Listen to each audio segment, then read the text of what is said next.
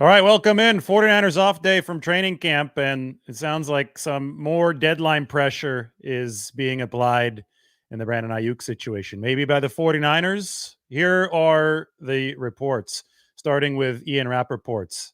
And we have a lot to unpack here because different people are saying different versions of the same thing. At least that's what it appears as through some of these national reporters. But Ian Rappaport said about an hour ago, the Steelers and 49ers have a deal on a potential trade, and Pittsburgh is in a good place on a Brandon Aiyuk contract, sources say. If San Francisco gives the final sign off, it's done. And then Rappaport adds, San Francisco has an offer out to Aiyuk on a long-term deal for him to stay. He hasn't accepted. So two things. A, the 49ers have not given the final sign-off on this trade. Otherwise, it would be done. So we know that. And B, Brandon Aiyuk obviously has not accepted the long-term offer from the 49ers. But I'll say this, that if we're reading language, he also hasn't rejected it. So there's a little bit of a waiting pattern here. And I do want to say this. This is probably the only thing we know for sure. You guys know me. I like to stay away from speculation. We're only sticking to the facts in these situations.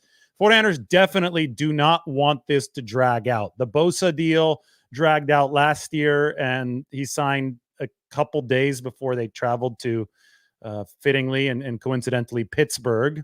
And it ended up hurting Nick Bosa over the first part of the season. It ended up hurting the 49ers by extension over the first part of the season. He didn't develop that football callus until further into that 2023 campaign. So I think the 49ers want to avoid pitfalls of the past.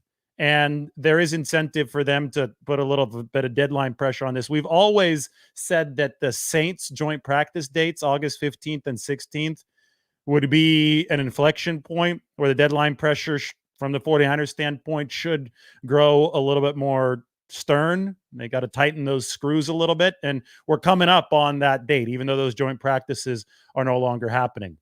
All right. So that was from Rappaport. Here's what Diana Rossini said. She works for us at Athletic, and I added my own commentary there. But first, read the bottom part. Diana said, the Pittsburgh Steelers have been waiting for days to hear from the San Francisco 49ers on a possible trade for Brandon Aiyuk. The Steelers are just in wait and see mode.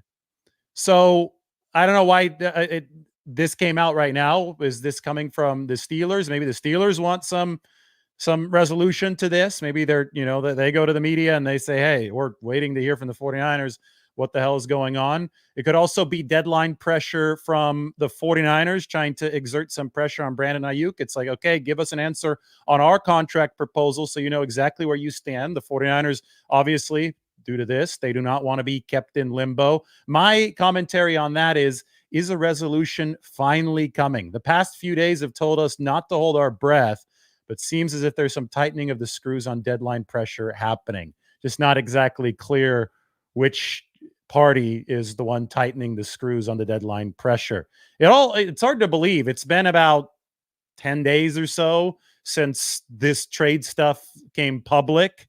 I think the 49ers were in the possibility of it, dangling the possibility of the trade a few days before the reports actually did surface. So it's been about 2 weeks since San Francisco realized, okay, if we want to meet our deadline of action, I'm guessing their soft deadline was the middle of August, so this wouldn't drag out. We need to do something to break the stalemate, spur this along. So the 49ers finally, at least verbally, started talking about the possibility of a trade in hopes of getting things moving. It's been about 2 weeks, and it seems like a lot longer than that because this has been an absolutely exhausting process. But I think that mid-August, again, you look at the calendar, that has been the target date to actually get firm movement, not just people talking about movement in this situation. This is from Josina Anderson. I'm just going to read this. She is adding what she's hearing from Josina Anderson. I quote, my understanding is the Steelers believe an agreement is currently complete on their end and has been for an unspecified period now to trade for Brandon Aiyuk, but that the organization is still waiting for final approvals from the 49ers, per source. Ian Rappaport was the first to report this update. So that it coincides with both what we heard from Ian Rappaport and from Diana Rossini. Josina continues.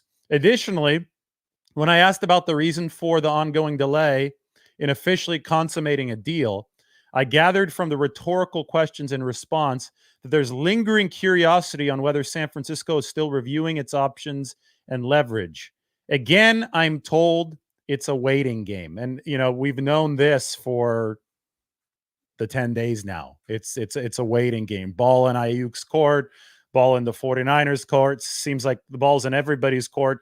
The key here is that two conditions have to be satisfied for a trade. The 49ers have to agree on trade compensation from another team, and then Brandon Aiyuk also has to agree on the contract compensation from another team. He has to agree to a long-term deal to make it happen. So reportedly, the 49ers agreed with the Browns and with the Patriots on trade compensation, but Brandon Aiyuk did not want to go there, so he didn't agree on a long-term contract. That made a deal impossible at those two places. Pittsburgh seems to be a more favorable landing spot for Brandon Aiyuk. I don't know why, but it just is that way. More favorable than New England and Cleveland. So that's why the Steelers, even though they dipped out of the conversation for about a day, but then supposedly they upped their offer to the 49ers. That's why the Steelers have been a more active participant in all of these rumors and all of these discussions. There's a lot going on. I get it. There's a lot of confusion. There's a lot of misreporting, misinformation, people jumping the gun on this. I think that we could boil it down to simple terms. And it is the 49ers' goal, whichever way this goes, because we've emphasized here throughout the course of the past couple of weeks that all options for the 49ers are on the table as they try to wiggle their way through this situation. The 49ers' goal should be to optimize value. So you either re-sign Brandon Aiyuk, he accepts the offer that you have out for him that fits within the structure of your salary cap, because goal number one, if you're the 49ers, should be to make sure that you're financially in a position to sign Brock Purdy next year without blowing up the rest of the team. So either you get value through re-signing Brandon Aiyuk at your rate, or you get value through trading him, which I think the 49ers need to think about value in 2024 through a short-term lens and a long-term lens of it. Both obviously have to come into play in every negotiation for a franchise, but the short-term lens might have a heavier focus this year since the 49ers are desperate to kick the door down and win a Super Bowl. So, if the value play ends up being trading Brandon Aiyuk, then you're trying to get something back for now. That one of the problems is that obviously losing Brandon Aiyuk, who's a really good receiver, would weaken the 49ers wideout room. And he's got a tremendous rapport with Brock Purdy. So either you have so much faith and trust in Brock Purdy to do, I think, the impossible. I get it that Tom Brady was able to operate even with a rotating cast of wide receivers, but even Tom Brady, even the greatest quarterback of all time, would lose a little bit of efficiency if he lost a really good target. There's a reason why Brandon Aiyuk is worth $26 million or whatever the 49ers have put on him. They're obviously not offering him 30 plus, but there is value to having Brandon Aiyuk. But you're saying that you either have so much faith in Brock Purdy to just keep on churning with the weapons that the 49ers have in that situation. And, or you're saying that you can get something back in return at a different position that can make your team stronger overall. But it's obviously a big, big gamble in the short term for the 49ers, which is why I think that it's taken so long and why a deal hasn't been done yet and why a deal might not happen at all. They have to find optimal value with whichever path they take. And if it's a path that involves Brandon Aiyuk not being on this team this next year, then that's a tough trade to execute. The Steelers, you talk about them potentially sending a receiver over to the 49ers. Who's it going to be? George Pickens? Pittsburgh might not even want to send George Pickens over. I would be surprised, actually, since it seemed that he started finally coming into his own last season. So if they don't have any receiving talent to send to the 49ers, that's why people have started talking about the potential third team 49ers get draft capital from Pittsburgh. They can use that draft capital, in theory, to acquire a receiver from somewhere else. People going crazy over Devontae Adams. I get it. It's all rumor. It's all speculation. Nothing has been really firm for the past 10 days at all. Like, I mean, yeah, we hear about these trade offers and trade requests and bluffs and feints, but there hasn't actually been firm news of any actual moves because no moves have actually happened from the 49ers or from Brandon Aiyuk. The closest that we've gotten is the 49ers agreeing to trades with the Browns and with the New England Patriots, but obviously Brandon Aiyuk not signing off on those trades. That's where we stand right now. They just don't want this to drag out. So, it's so important to look at timelines in these situations. And the season starts for the 49ers on September 10th. With a September 10th starting date, we are less than a month away now. I think that the original timeline framework for the 49ers of this training camp, and this is not just for Brandon Aiyuk, this is for Trent Williams as well. We can't forget about the Trent Williams holdout that's happening as we speak. The original timeline was August 15th, 16th were supposed to be those joint practices in Irvine with the Saints. I think the 49ers were going to play nice and were going to sit back and review their options and hold on to their leverage, obviously, up until around that point. Then that point, that August 15th, 16th, about 3 weeks away from the regular season, that point was going to be tightening of the screws. Okay, something needs to happen if you want to avoid the Bosa situation last year where things really, truly did drag out for the 49ers. So no surprise that in the 2 weeks leading up to August 15th and 16th, even though those practices with the Saints are no longer happening, we are seeing some movement on the Brandon Aiyuk front, some rumblings on that front, and perhaps an inching closer to the finish line. I just think that it makes a lot of sense for the 49ers to want this kind of deadline pressure because limbo is a place that is not good for anybody. The 49ers have leverage in the sense that they could just make Brandon Aiyuk play on the fifth-year option at $14 million, but that could also lead to other problems. It could theoretically lead to Brandon Aiyuk saying, hey, I don't want these game checks, or I'm just going to sit out. And then the 49ers are sitting there with no return at all, or it could lead to discomfort moving to the regular season.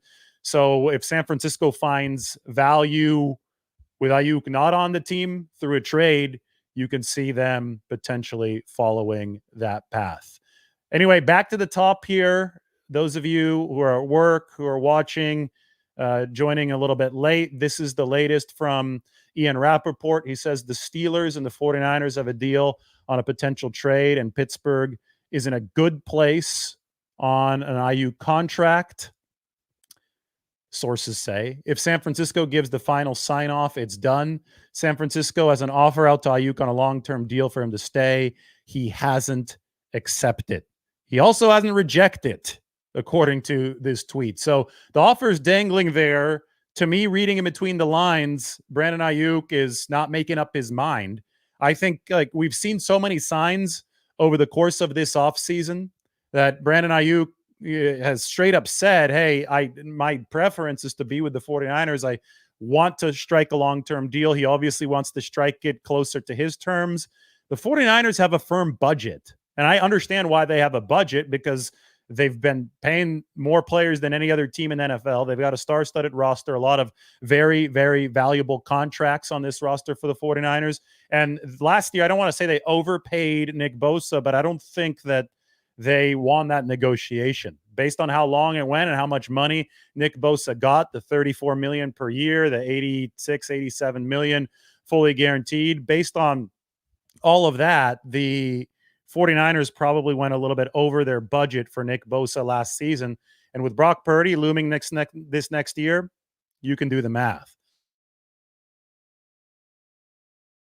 The 49ers have to make sure that they stay fiscally within their means, given the fact that the salary cap is an actual thing with this Brandon Aiyuk situation. I've said it before, it just hasn't been great timing for Brandon Aiyuk, especially if he's going to want to command, top 3 receiver money.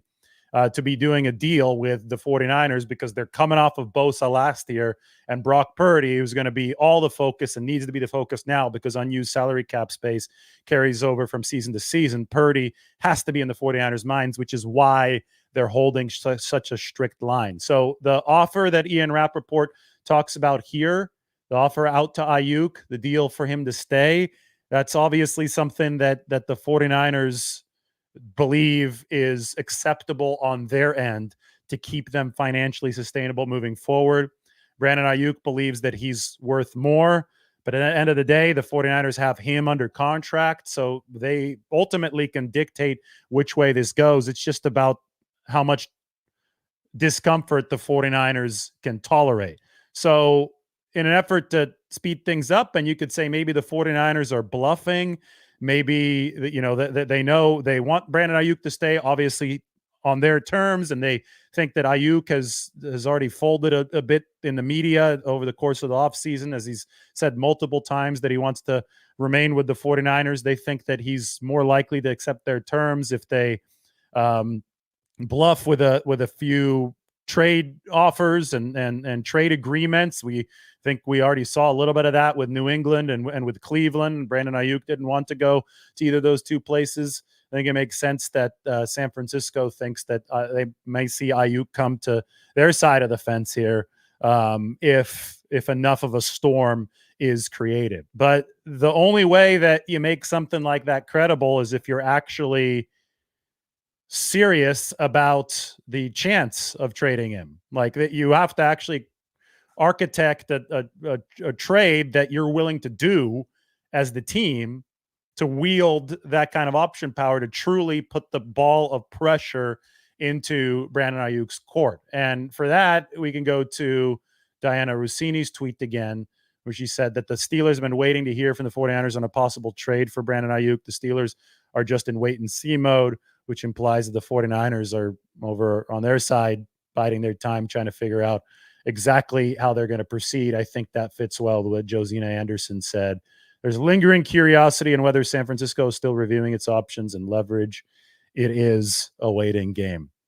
I apologize in advance. There's nothing more firm to talk about in this situation. It's been one of the crazier rumor mills that we've seen over the past couple of weeks. The read I've had on the situation is that Aiyuk has not wanted to sign elsewhere, like badly wanted to sign elsewhere, but he wants more money from the 49ers. So he's open to the idea of signing at a specific place, obviously not with New England or with the Cleveland Browns. And the 49ers have said, drawn a line in the sand, and they did that way back in April or May when they offered Brandon Aiyuk a contract, but obviously he didn't accept. The receiver market took off at that point. Amon-Ra St. Brown signed a deal. That was a big factor in what's happening now. And then the big-time negotiation polarization happened when Justin Jefferson blew the market away by about 70% in terms of fully guaranteed money. I think that really created big-time gap. It was a gravitational pull for all the receivers who had not yet signed. You see a big issue now in Dallas with CeeDee Lamb as well. Obviously, Aiyuk in San Francisco. Those guys wanted more money. They might not want Jefferson money, although CeeDee Lamb could be asking for something close to that from the Cowboys. And it's just become harder for teams, especially ones like the 49ers, who are so stocked with talent and are paying so many guys. It's been really hard for teams to have a productive negotiation because the asks of the receivers are beyond the team's means at this time. And it's not just a difference of $2 million. Of people are saying that. First off, even a word is 28 versus 26. That's per year, so you got to multiply that over the life of the deal. So over 5 years, that'd be a $10 million difference, and that could be. That could be 3 or 4 players when you start talking about the sink overflowing and the salary cap, because these teams are doing a lot, especially the 49ers are doing a lot of financial maneuvering, machinations with flow control. And with Purdy being the end-all be-all, you've got to think about how do you sign Purdy or potentially sign Purdy next year while staying under the roof of the salary cap sustainably so you don't have to start cutting guys. That's what they call cap hell. These are all numbers and maneuverings that it's really they're just very hard to judge from the outside when we're just talking about an average per year situation. So the 49ers drawing the line in the sand makes a whole lot of sense given the leverage that they're sitting on. But Brandon Ayuk not, accepting that makes some sense as well. But at the end of the day, he's going to have to make a decision. Is a offer from San Francisco, a team that's loaded with talent, that obviously is one of the favorites to make it to the Super Bowl. Is that worth it? Like worth the X million dollars that of a discount that he would have to take, or does he want to go somewhere where he's going to have lower chances of winning and take more money? I mean, that seems to be an age-old question in some of these contract situations, and this one obviously, I think at times has gotten emotional. I don't know where the sides are now as far as emotions go. I think there was probably a little bit of a cooling off period and a reapproachment when we talked about the news that came out on Friday with the 49ers re-engaging Brandon Ayuk. But emotions are going to have to cool at some point for a good, positive decision to be made, whichever way this goes. I think that's the one thing that I warned about 9 days ago, right? That the 49ers and Brandon Aiyuk should not make an emotionally heated decision. And now that this has had some time to pass, maybe there's going to be a little bit more rational thinking involved. And the 49ers, of course, want to optimize value whichever way this goes. Rappaport tweet. That's the latest. Checking with Mike. Anything new, Mike? I'll be with you guys when something actually happens. You know that I always will jump on the live to contextualize what we're hearing. I'm never going to report something that actually hasn't happened. So this is just where we're at in the standoff. And Brandon Aiyuk needs to decide whether he's going to accept or reject what the 49ers are offering. I would say that there is some level of monetary value to playing on a championship caliber team with a great quarterback, and the 49ers have that in Brock Purdy, with a lot of other weapons on that team that take some of the pressure off of you.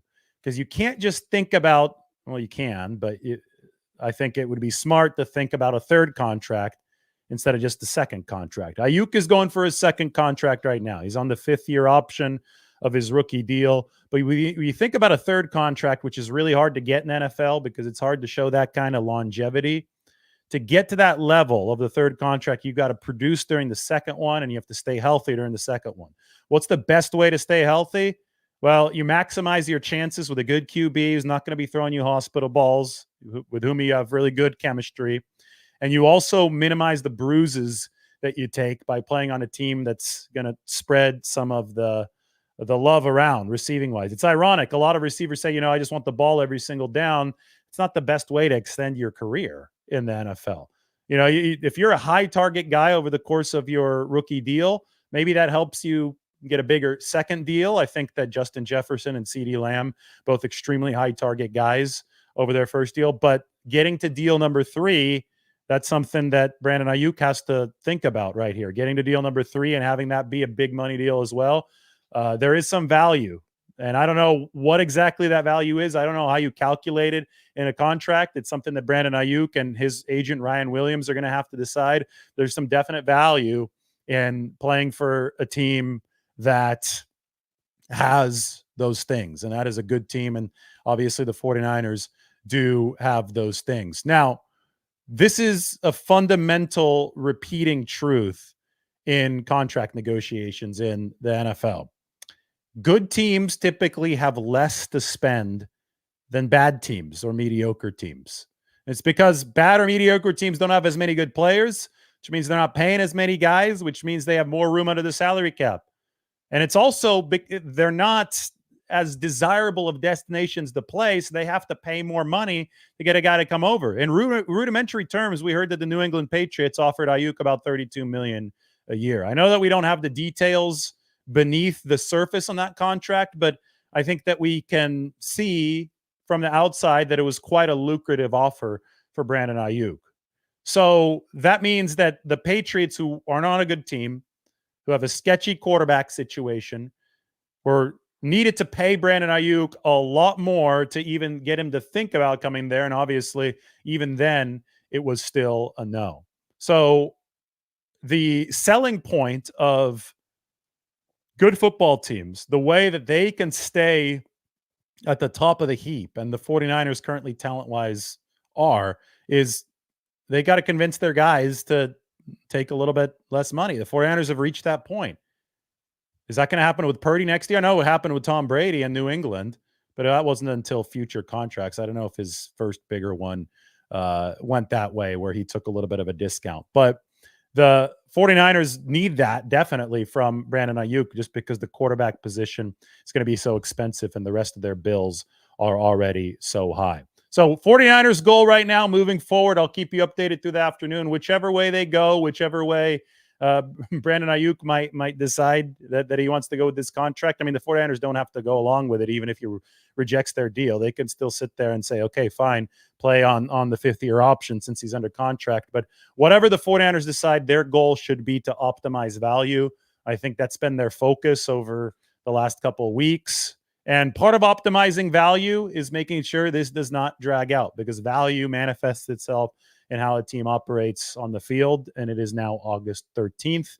That means the regular season is less than a month away. 49ers need Brandon Aiyuk to get on that practice field.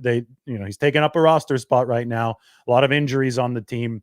So they have to make sure that they are doing what is best in the general interest of the entire operation. We'll sit back and we'll evaluate what happens next. That's all we can do right now. We can follow the melodrama, as it slowly unfolds. Don't hold your breath, because you might run out of air. That's what we've learned so far in this Brandon Aiyuk situation. And one more piece of advice or observation just turned into the boy who cried wolf. There have been so many reports out there. Report this has happened, this is happening, when news finally does break, like actual legitimate news, like Aiyuk has re-signed with the 49ers or Aiyuk is traded here, it's going to be tough for people to believe that, at least immediately, because I've seen reports that have obviously been refuted, that haven't been true in both directions multiple times over the course of the past 9 or 10 days. It's been ridiculous. That's made this quite wild. So when you see your next report flash across the screen, make sure you take a deep breath, make sure you evaluate it, see where it's coming from. And we'll take a deep breath here and make sure that everything is analyzed correctly. All right. Subscribe, hit the alarm bell. I'll be with you guys throughout the rest of this melodrama. I promise I'm not quitting anytime soon. We'll see you.